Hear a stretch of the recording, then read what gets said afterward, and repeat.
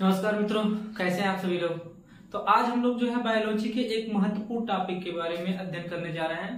तो चलिए, जैसा कि देख रहे हैं कि हमने बोर्ड पे पहले से ही लिख दिया है, जैव विविधता और उसके संरक्षण के बारे में हम लोग अध्ययन करेंगे।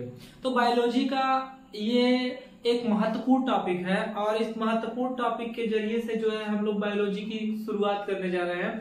और यहाँ से जो है बोर्ड एग्जाम में आपके महत्वपूर्ण प्रश्न बनते हैं। जैसे आप जैव विविधता से आप क्या समझते हैं, विलुप्त प्रजातियों के बारे में क्या समझते हैं, तथा और भी बहुत सारे ऐसे बोर्ड के एग्जाम में प्रश्न बनते हैं जो इस चैप्टर से आते हैं। तो परीक्षा के दृष्टिकोण से ये चैप्टर काफी महत्वपूर्ण है। ठीक है, तो सबसे पहले आपको ये समझना होगा कि जैव विविधता क्या है। वीडियो स्टार्ट करने से पहले मैं आपसे एक बार फिर से रिक्वेस्ट करना चाहता हूं, अगर आप मेरे चैनल पर नए हैं तो प्लीज मेरे चैनल को सब्सक्राइब जरूर कर लीजिए और बेल आइकन को जरूर दबा दीजिए। और अगर मेरे इस वीडियो से आपकी सहायता होती है तो आप अपने सभी दोस्तों में शेयर कर उनकी सहायता अवश्य करें। तो चलिए स्टार्ट करते हैं। जैव विविधता एवं संरक्षण। सबसे पहले हम लोगों को पढ़ना है जैव विविधता क्या होती है, जैव विविधता से हम समझते क्या है। ठीक है, तो जैव विविधता क्या चीज है। ठीक है, देखिए जैव विविधता हम कह सकते हैं जैव विविधता, बायोडाइवर्सिटी जिसको बोलते हैं। जैव विविधता का तात्पर्य यह है कि हमारे आसपास पाए जाने वाले जीव जंतु, चाहे पेड़ पौधे हो गए, चाहे जीव जंतु पेड़ पौधे सूक्ष्म जीव हो गए, कि भिन्न भिन्न प्रजातियों से होता है। जैसे हमारे आसपास आपने देखा होगा कि आम के पौधे पाए जाते हैं। अब उन आम के पौधों की बहुत सारी प्रजातियां होती है। ऐसा नहीं है कि केवल एक ही प्रकार के आम की प्रजातियां पाई जाती है, बहुत सारे आम के प्रकार की प्रजातियां पाई जाती है। कुत्तों की बहुत सारी प्रजातियां पाई जाती हैं। ठीक है, और भी बहुत सारे जीव जंतु जैसे जल में रहने वाले मछलियों की बहुत सारी प्रजातियां पाई जाती हैं। तो बहुत सारे जीव जंतुओं की प्रजातियां पाई जाती हैं। ठीक है, तो उसी को हम लोग क्या कहते हैं, जैव विविधता कहते हैं। या कह सकते हैं किसी पारिस्थितिकी तंत्र में, हम लोग कह सकते हैं किसी पारिस्थितिकी तंत्र में, किसी पारिस्थितिकी तंत्र में। पारिस्थितिकी तंत्र का मतलब आप समझते हैं, जैसे तालाब का पारिस्थितिकी तंत्र हो गया। ठीक है, किसी खेत का पारिस्थितिकी तंत्र हो गया, या किसी वृक्ष का पारिस्थितिकी तंत्र हो गया। अब वो पारिस्थितिकी तंत्र जो होता है वह वातावरण से पूर्ण रूप से क्या होता है, संबंधित होता है। ठीक है, जो पारिस्थितिकी तंत्र होता है वह वातावरण से संबंधित होता है। जैसे हम कह सकते हैं प्रत्येक जीवधारी जो इस पर्यावरण में रह रहे हो, ऐसे कोई भी जीवधारी हो गए जो पर्यावरण में रह रहे हैं, उनका पर्यावरण से हम कह सकते हैं प्रत्यक्ष या अप्रत्यक्ष रूप से संबंधित होते हैं। पर्यावरण को हम प्रभावित करते हैं और पर्यावरण हमें प्रभावित करता है। किसी न किसी प्रकार से हम पर्यावरण को और पर्यावरण हमें क्या करता है, प्रभावित करता है। तो किसी पारिस्थितिकी तंत्र या वातावरण, पारिस्थितिकी तंत्र कहिए या वातावरण कह सकते हैं, या वातावरण की, पारिस्थितिकी तंत्र या वातावरण की पारस्परिक निर्भरता, पारस्परिक निर्भरता,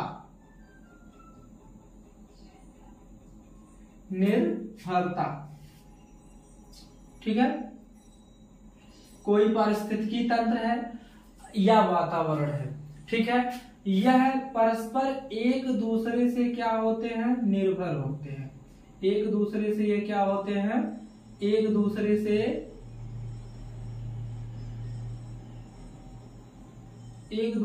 ये क्या होते हैं, जुड़े होते हैं। जो पारिस्थितिकी तंत्र होता है या पर्यावरण होता है, यह सभी एक दूसरे से क्या होते हैं, जुड़े होते हैं। निर्भरता तथा हम कह सकते हैं अन्योन्य क्रिया।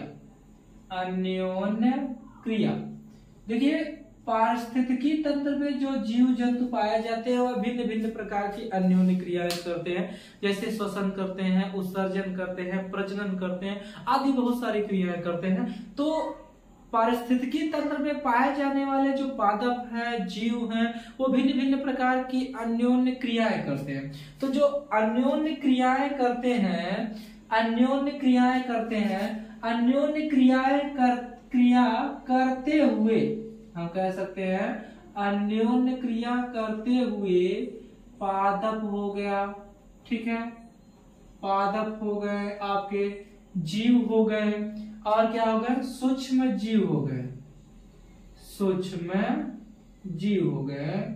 इनकी जो विभिन्नताएं होती है या इनकी जो जातियां होती हैं, हम कह सकते हैं जीव जातियां ही क्या कहलाती है, जैव विविधता कहलाती है, जैव विविधता, जैव विविधता कहलाती है, जैव विविधता कहलाती है। देखिए पारिस्थितिकी तंत्र हो गया, पारिस्थितिकी तंत्र का मतलब समझते हैं, जैसे हम अकेले हैं तो हम एक क्या है, जीव है, हमारे जैसे बहुत सारे लोग हैं तो जीवों का एक समूह है जिसको हम लोग समुदाय बोलते हैं, ठीक है। जैसे क्या होता है, आपने पढ़ा है कि एक अकेला जीव है तो उसे क्या कहते हैं, जीव कहते हैं। बहुत सारे जीव आपस में मिल गए, एक ही जाति के, जैसे हम अकेले हैं, मनुष्य जाति के बहुत सारे जीव मिल गए तो उसे क्या कहते हैं, समष्टि कहते हैं, ठीक है, समष्टि कहते हैं, आपने पिछली कक्षा में पढ़ा होगा। और जैसे हमारे जैसे एक ही जाति के जीव हो गए, भेड़ बकरियों को ले लो, गाय भैंसों को ले लिया जाए तो और भी मिलाकर जीव जातियों के समूह हो गए, तो उसे हम लोग क्या कहते हैं, समुदाय कहते हैं। और बहुत सारे समुदाय जब आपस में मिलते हैं तो वह बनता है पारितंत्र। क्या बनता है, पारितंत्र, पारितंत्र।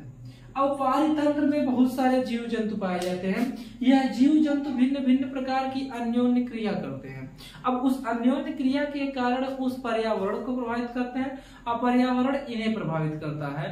तो वहां पर होने वाली जो क्रिया होती है, वहां पर जो होने वाली क्रिया होती है उसे पारिस्थितिकी कहते हैं, ठीक है, उसे हम एक प्रकार से पारिस्थितिकी कहते हैं। अब पारिस्थितिकी और वातावरण में पाए जाने वाले जीवों की भिन्न भिन्न जातियों को ही जैव विविधता कहते हैं। अब देखिए जैसे एक संस्था है जिसका नाम है IUCN, ठीक है, एक संस्था है जिसका नाम है IUCN। इसका लोगो कुछ इस प्रकार से आपका बना होता है, IUCN, जिसका नाम है इंटरनेशनल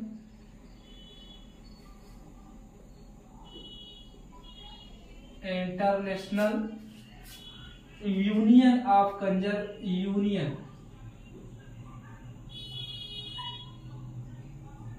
यूनियन फॉर कंजर्वेशन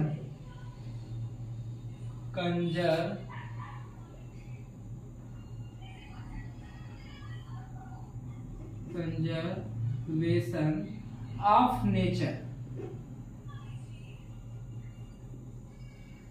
ठीक है। ये जो IUCN संस्था है इसकी स्थापना सन 1948 ईस्वी में हुई थी। आप उस जगह का नाम सुने होंगे, ग्लाड, ठीक है, ग्लाड एक स्थान है, ठीक है, ग्लाड एक स्थान है। और उस स्थान में इस संस्था का क्या हुआ था, इस संस्था की स्थापना हुई थी। और ये ग्लाड जो है वह जिनेवा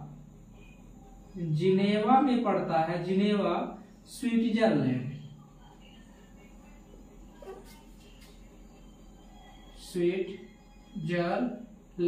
स्विट्जरलैंड में पड़ता है।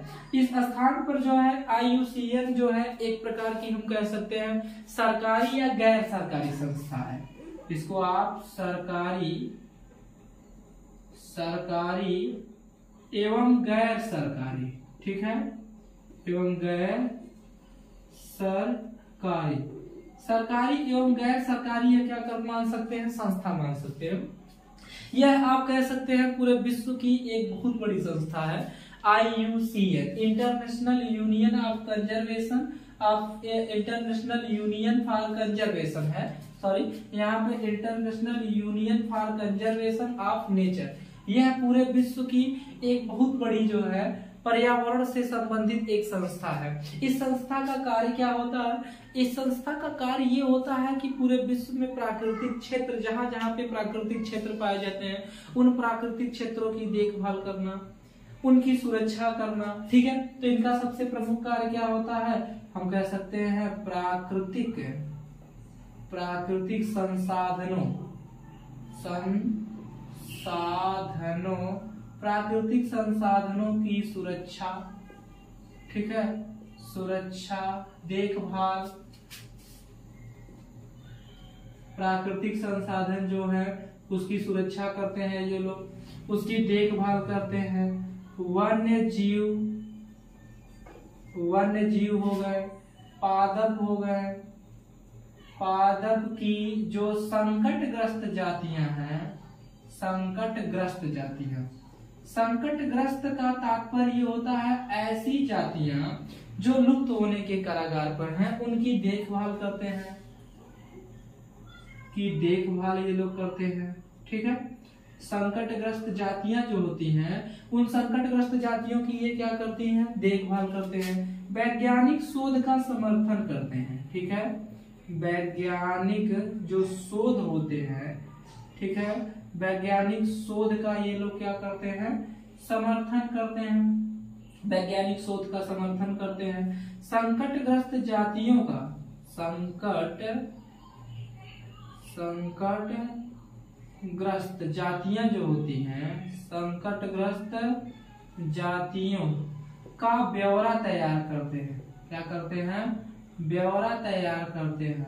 संकटग्रस्त जो जातियां होती हैं उनका ये लोग क्या करते हैं, ब्यौरा तैयार करते हैं। ब्यौरा तैयार करने के बाद ये क्या करते हैं, उनकी एक सूची जारी करते हैं, ठीक है, एक ये लोग क्या करते हैं, सूची जारी करना। ये लोग संकटग्रस्त जो जातियां होती हैं उनकी एक सूची जारी करते हैं, और सूची जिस बुक में जारी करते हैं उस बुक को हम लोग बोलते हैं रेड डाटा बुक, ठीक है।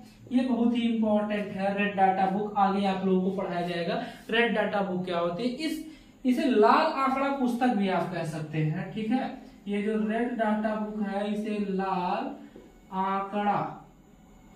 आंकड़ा पुस्तक, आप इसे लाल आंकड़ा पुस्तक भी कहते हैं। ये एक ऐसी पुस्तक है, इस पुस्तक में भिन्न भिन्न जातियों के बारे में जो लुप्त हो चुकी है, जो इस पृथ्वी पर है ही नहीं, जैसे मॉरिशस का डोडो पक्षी हो गया, मुर्गे के आकार का होता था, ये उड़ नहीं पाते थे, 15 से 20 किलो इनका वजन होता था और मांस के लिए लोग इसे मार करके खा गए और आज इनकी संख्या एकदम समाप्त हो गई है, इन्हें आप नहीं पाएंगे। संकटग्रस्त जातियों के अंतर्गत जैसे गौरैया हो गए, गिद्ध हो गए, बाघ हो गए, शेर हो गए, ये सब संकटग्रस्त जातियां हैं जिनकी संख्या अब बहुत कम बची हुई है और इनपे संकट है। भविष्य में अगर इनको संरक्षित नहीं किया जाता है तो ये पूर्ण रूप से क्या हो जाएंगे, समाप्त हो जाएंगे। तो IUCN जो है इन्हीं सब चीजों पर वर्क करता है और इन्हें किसी न किसी प्रकार से बचाने का प्रयास करता है कि ये नष्ट न होने पाए, किसी प्रकार से इन्हें संरक्षित रख करके रखा जाए और भविष्य में इनकी संख्या को बढ़ाई जाए। या ऐसे बहुत सारे जीव हैं जो विलुप्त होने के कगार पर है, जिन पे भविष्य पे संकट आ सकता है, तो उन सारी चीजों को, उन सारे जीव जंतुओं को जो है इन्हीं पुस्तकों में लिखा जाता है, जिसे हम लोग क्या कहते हैं, लाल आंकड़ा पुस्तक कहते हैं। और ये लाल आंकड़ा पुस्तक जो होती है यह है पशुओं को लुप्त होने से रोकने का प्रयास करती है, प्राकृतिक आवासों को बचाने का प्रयास करती है और भी बहुत सारी चीजों के बारे में क्या करता है, वर्क करता है। केवल यही IUCN ही नहीं है बल्कि और भी बहुत सारी संस्थाएं हैं, जैसे आपका हो गया WWF हो गया, WWF जिसको हम लोग बोलते हैं वर्ल्ड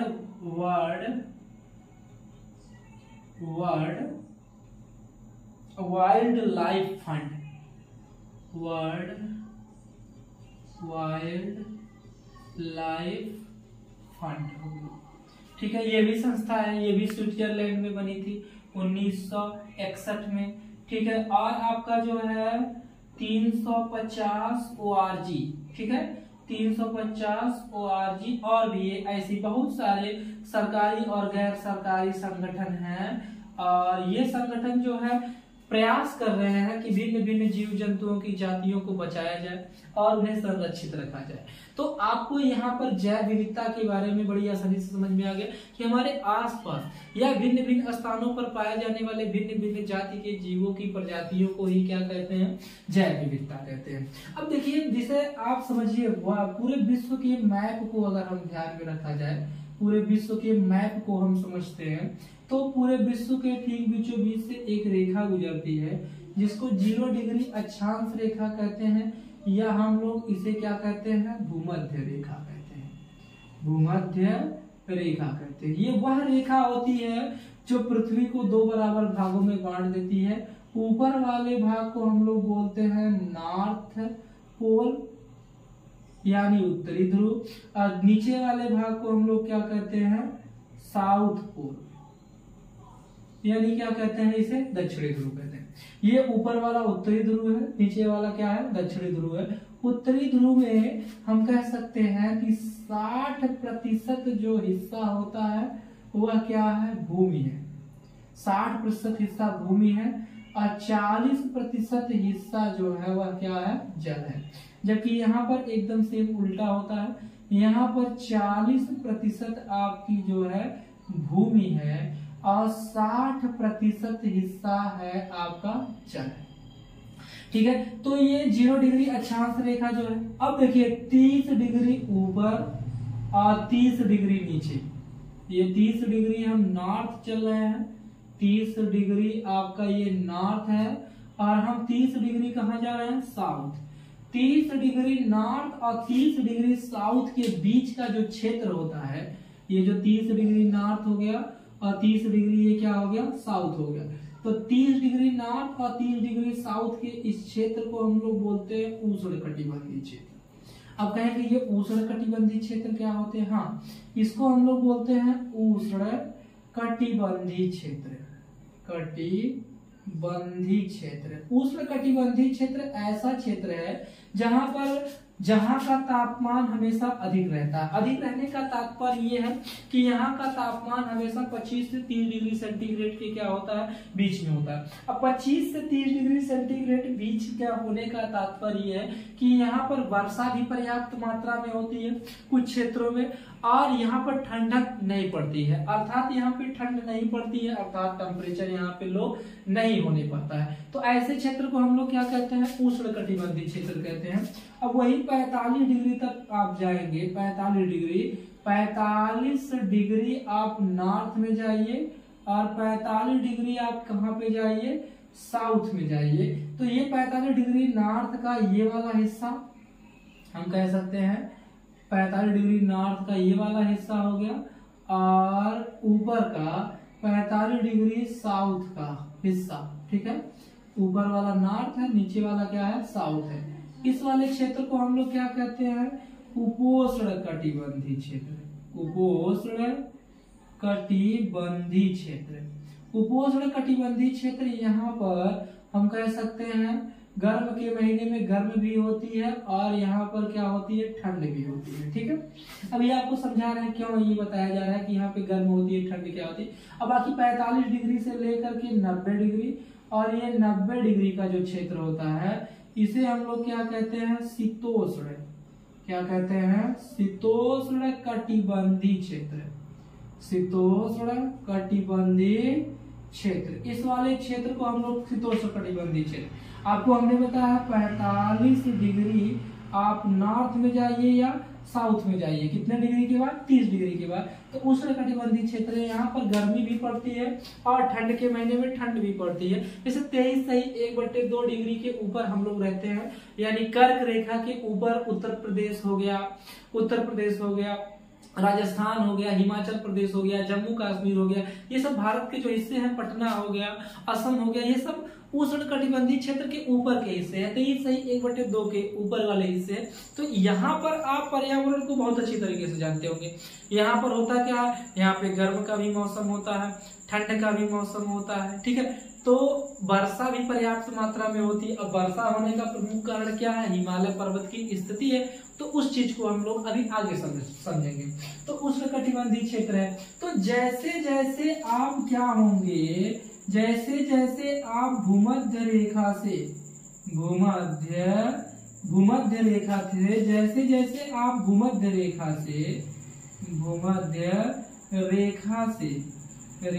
से किसकी तरफ, ध्रुवों की तरफ, जैसे जैसे आप भूमध्य रेखा से ध्रुवों की तरफ बढ़ेंगे, ठीक है, बढ़ेंगे जीव जंतु, आप जीव ले लीजिए चाहे पादप ले लीजिए, जीव और पादप की संख्या में कमी देखने को मिलेगी। पादप की संख्या, जीव और पादप की संख्या में आपको कमी देखने को मिलेगी।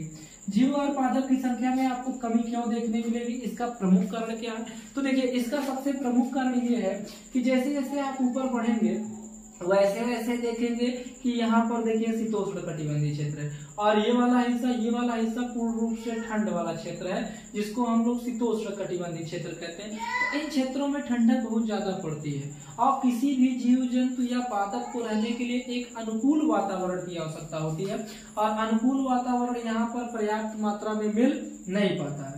अनुकूल वातावरण यहाँ इन क्षेत्रों में मिल न पाने के कारण वहां पर जीव जंतु और पादपों को रहने में कठिनाई होती है। तो जैसे जैसे ध्रुवों की तरफ, चाहे उस तरफ बढ़े चाहे इस तरफ बढ़े, जीव जंतु और पादपों की संख्या क्या होगी, कमी होगी। जैसे यहाँ पर आप देख लीजिए अंटार्कटिका वाला ये जोन है, अंटार्कटिका वाले इस जोन में आप पादपों की संख्या में फ्लोरा और फौना पाएंगे, साथ ही साथ आप यहाँ पे क्या पाएंगे, सील पाएंगे, पेंगुइन पाएंगे, जीवों में ध्रुवी भालू कुछ पा जाएंगे, लेकिन उनकी भी संख्या बहुत अधिक नहीं है। उनकी भी संख्या एक हम मानक के अनुसार मान सकते हैं कि उनकी संख्या बहुत अधिक नहीं है, इतनी संख्या की बहुत ज्यादा हो गई है। तो क्योंकि सर्वाइव करने में वहां पर जीवों को रहने में कठिनाई महसूस हो रही है ना, तो लेकिन इस वाले क्षेत्र में जो है जैसे जैसे आप ध्रुवों से जो है भूमध्य रेखा की तरफ जाएंगे, वैसे जीव जंतु और पादपों की संख्या में आपको क्या मिलेगी, वृद्धि मिलेगी। ठीक, तो इसी को ही हम लोग क्या बोलते हैं, जैव विविधता बोलते हैं। जैव विविधता केवल ऐसा नहीं है कि एक क्षेत्र तक सीमित है, पूरे विश्व में, विश्व के आधार पर भी आप जैव विविधता का आसानी से वर्गीकरण कर सकते हैं। कि जैसा कि आपको हमने यहाँ पर बताया कि जब हम भूमध्य रेखा से ध्रुवों की ओर बढ़ते हैं, धीरे धीरे जीव जंतु और पादपों की संख्या में कमी देखने को मिलती है, और ध्रुवों से जब आप भूमध्य रेखा की तरफ बढ़ेंगे, 0 डिग्री अक्षांश की तरफ बढ़ेंगे, तो आपको जीव जंतु और पादपों की संख्या में वृद्धि देखने को मिलेगी। ऐसा इसलिए है कि अनुकूल वातावरण जीव जंतु और पादपों को मिल रहा है, जिससे वह पर्याप्त मात्रा में फल फूल रहे हैं, श्वसन, प्रजनन, जनन इत्यादि की क्रिया को कर रहे हैं, तो उनकी संख्या है आराम से क्या हो सकती है, वृद्धि की जा सकती है। ठीक है, तो इसी को हम लोग क्या बोलते हैं, जैव विविधता। अब यहाँ पर जैसे मान लीजिए आपसे कोई पूछ ले विशेष कंडीशन में कि जैव विविधता का जनक कौन है, जैव विविधता, जैव विविधता का जनक, तो जैव विविधता का जनक जो है वो है एडवर्ड ओ विल्सन।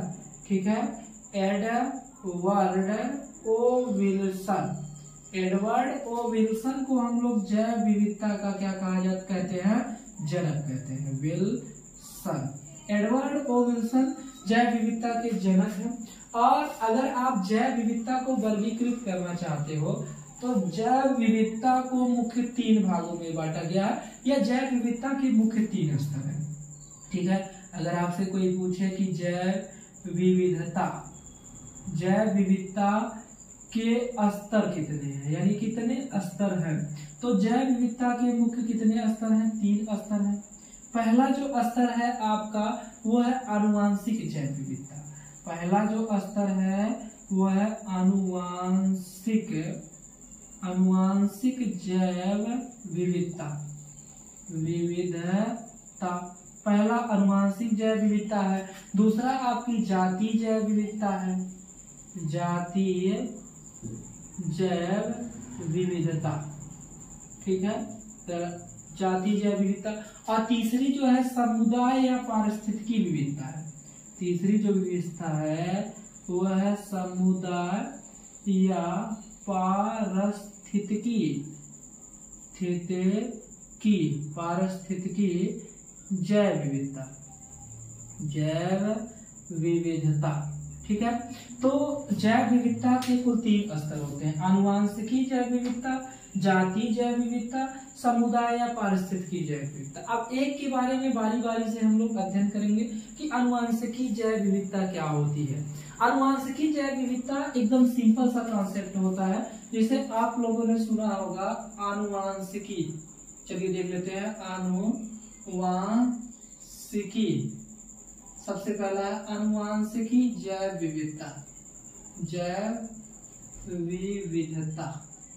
अनुवांशिकी जैव विविधता। बहुत सिंपल सा कॉन्सेप्ट है, सुनिए, या आप इसे क्या कर लीजिए, आप एक नोटबुक में लिख भी सकते हैं, ठीक है। बहुत आराम से इस तरीके से बता रहे हैं कि आप आराम से आप नोटबुक भी तैयार कर सकते हैं, उसमें कोई दिक्कत नहीं, ठीक है। तो अनुवांशिकी जैव विविधता मतलब अनुवांशिक आधार पर, ठीक है, अनुवांशिक आधार, अनुवांशिक पदार्थ जानते ही हैं, ऐसा पदार्थ या ऐसा रसायन जो हमें अपने माता पिता के द्वारा प्राप्त होता है, ऐसे रसायन को अनुवांशिक रसायन कहते हैं, ठीक है, या अनुवांशिक पदार्थ करते हैं जो गुणों को एक पीढ़ी से दूसरी पीढ़ी में ट्रांसफर करता है या स्थानांतरित करता है। अनुवांशिक लक्षणों को एक पीढ़ी से दूसरी पीढ़ी में स्थानांतरित जो करता है उसे अनुवांशिक पदार्थ कहते हैं। अब अनुवांशिक जैव विविधता के आधार पर हम जीवों को वर्गीकृत कैसे कर सकते हैं, या अनुवांशिक जैव विविधता क्या होती है, तो किसी क्षेत्र या स्थान या हम कह सकते हैं जैव मंडल पर पाए जाने वाले एक ही जाति के भिन्न, एक ही प्रकार के या एक ही जीव या पादप की भिन्न भिन्न जातियों को ही क्या कहते हैं, अनुवांशिकी जैव विविधता कहते हैं। अर्थात जैसे भारत की बात करें तो भारत में आम की जो है, भारत में आम की 1000 से भी ज्यादा, 1000 से भी ज्यादा प्रजातियां पाई जाती हैं। अब सोचो, एक आम है, उस आम की 1000 से भी ज्यादा प्रजातियां पाई जा रही हैं। वही हम लोग तो धान के जनक भी हैं, धान सबसे पहले पूरे विश्व में हमारे यहाँ भी उत्पन्न किया जाता था, तो उसकी तो हमारे पास संख्या सबसे अधिक होनी चाहिए, और है भी 5000 से भी ज्यादा। आम की हमारे पास 5000 से भी ज्यादा क्या है, जातियां हैं, ठीक है। तो इस प्रकार की जैव विविधता जब देखने को मिलती है तो उसे अनुवांशिकी जैव विविधता कहते हैं, जिसमें एक ही जाति के बहुत सारे जीवों की क्या होती है, प्रजातियां होती हैं, तो उसे हम लोग क्या कहते हैं, अनुवांशिकी जैव विविधता। दूसरा होता है जाति जैव विविधता, दूसरा हम लोग पढ़ेंगे जातीय जैव विविधता, जैव विविधता। जाति जैव विविधता किसे कहते हैं, एक ही जाति या एक क्षेत्र में पाए जाने वाले जीवों की प्रचुरता का प्रकार होता है। आप कह सकते हैं एक क्षेत्र में जीवों की पाए जाने वाली, जीवों की पाए जाने वाली प्रचुरता मतलब किसी क्षेत्र में पाए जाने वाले जीवों की प्रचुरता अधिक होगी तो जीवों की विविधता भी, जातियां भी बहुत अधिक होगी। मतलब कह सकते हैं कि अगर कि भिन्न भिन्न जातियों की एक ही जाति की मात्रा बहुत ज्यादा है, मात्रा का मतलब जैसे मान लीजिए मेढक है, मेढक भी बहुत ज्यादा मात्रा है, इसका मतलब यह है कि उनमें विविधताएं भी बहुत है, ठीक है। पीला वाला मेघा, छोटा वाला मेघा, मोटा वाला मेघा, तमाम प्रकार के मेघा, ठीक है। तो वहां पर प्रजातियां भी अधिक होगी। जैसे देखिए आप भारत के मैप से समझिए, भारत के मैप में आप नीचे वाले पोर्शन को हम लेकर चल रहे हैं, ये आपका जानते हैं ईस्ट है, ईस्ट है ना, ईस्ट है यानी पूर्व है, ठीक है, पूर्व, जिसको हम लोग बोलते हैं शुद्ध हिंदी में पूर्वी घाट, हम लोग इसको बोलते हैं पूर्वी घाट। और ये वाला जो हिस्सा होता है इसको वेस्ट या पश्चिमी घाट, हम लोग इसको क्या कहते हैं, पश्चिमी घाट। तो पूर्वी घाट में उभयचर जो होते हैं, उभयचर आप समझते हैं ना, उभयचर, पूर्वी घाट में जो उभयचर होते हैं उनकी संख्या कम होती है, और पश्चिमी घाट में उभयचरों की संख्या क्या होती है, ज्यादा। यहाँ पर उभयचरों की संख्या क्या है, ज्यादा होती है, और पूर्वी घाट में उभयचरों की संख्या क्या होती है, कम होती है। तो हम कह सकते हैं कि पूर्वी घाट में उभयचरों की संख्या क्या होती है, कम होती है ना, कम होती है, और पश्चिमी घाट में उभयचरों की संख्या क्या होती है, ज्यादा होती है। तो इस प्रकार की जो जैव विविधता देखने को मिलती है, इस टाइप की जो जैव विविधता देखने को मिलती है, उसे हम लोग क्या कहते हैं, जाति जैव विविधता। और आखिरी है आपका समुदाय एवं पारिस्थितिकी जैव विविधता। तीसरा है आपका समुदाय या पारिस्थितिकी ये जैव विविधता, ठीक है। जैसे देखिए किसी एक विस्तृत क्षेत्र के बारे में आप ले लेते हैं, जैसे विस्तृत क्षेत्र की बात हम कर लेते हैं, किसी एक विस्तृत क्षेत्र की जैव विविधता के बारे में लेते हैं, जैसे राजस्थान हो गया। ठीक है, राजस्थान जो है, राजस्थान जो है ये क्या है, डेजर्ट है, रेगिस्तान है ना, रेगिस्तान, राजस्थान रेगिस्तान है, ये भारत के क्षेत्र में आता है। जैसे वर्षा वन हो गए, वर्षा क्या हो गए, वन हो गए। प्रवाल भित्ति जिसको हम लोग कोरल लीफ बोलते हैं, प्रवाल भित्ति, प्रवाल भित्ति का एक क्या है, द्वीप ही है, जिसको हम लोग क्या कहते हैं, लक्षद्वीप। 36 द्वीपों का समूह है। ये टोटल का टोटल कोरल लीफ एक प्रकार के जीवों से मिलकर बना है। प्रवाल एक प्रकार के जीव होते हैं, ठीक है। और वो जीव जब मरते हैं तो उनकी खोल जो होती है वह हम कह सकते हैं अपघटनीय होती है, मतलब वो अपघटित नहीं होती है, हम कह सकते हैं पर्यावरण में वह नष्ट नहीं होती है, और उनकी लेयर दर लेयर बढ़ती चली जाती है और एक भूमि का निर्माण होता है, जिसे हम लोग आज लक्षद्वीप के नाम से जानते हैं। तो लक्षद्वीप का टोटल निर्माण जो है प्रवाल भित्तियों से हुआ है, एक प्रकार के जीवों से ही हुआ है। तो प्रवाल भित्ति हो गई, ठीक है। मैंग्रोव वन हो गए, मैंग्रोव वन हो गए, ठीक है, वन हो गए, मैंग्रोव वन हो गए। और बहुत सारे हम कह सकते हैं कि वेटलैंड एरिया जिसको हम लोग बोलते हैं आर्द्र भूमि, ठीक है, नमयुक्त भूमि जो होती है। पतझड़ वन हो गए, पतझड़ वन, पतझड़ वन, सॉरी ये ऐसे लिखा जाएगा, पतझड़ झड़ वन, ठीक है। वर्षा वन आपका लिखे ही है, वर्षा वन आदि ये जो होते हैं इन्हें हम लोग क्या कहते हैं, समुदाय। मतलब एक निश्चित क्षेत्र का समुदाय जो होता है वह एकदम दूसरे समुदाय से एकदम भिन्न होता है। तो वहां पर पाए जाने वाली जो जैव विविधता होती है उसे हम लोग क्या कहते हैं, समुदाय या पारिस्थितिकी जैव विविधता, ठीक है। तो अगर आपको ये वीडियो पसंद आता है तो आप सभी दोस्तों में प्लीज शेयर कर दीजिए, और अगर आप मेरे चैनल पर नए हैं तो सब्सक्राइब कर दीजिए। आज के लिए बस इतना ही। नमस्कार, प्रणाम, जय श्री राम।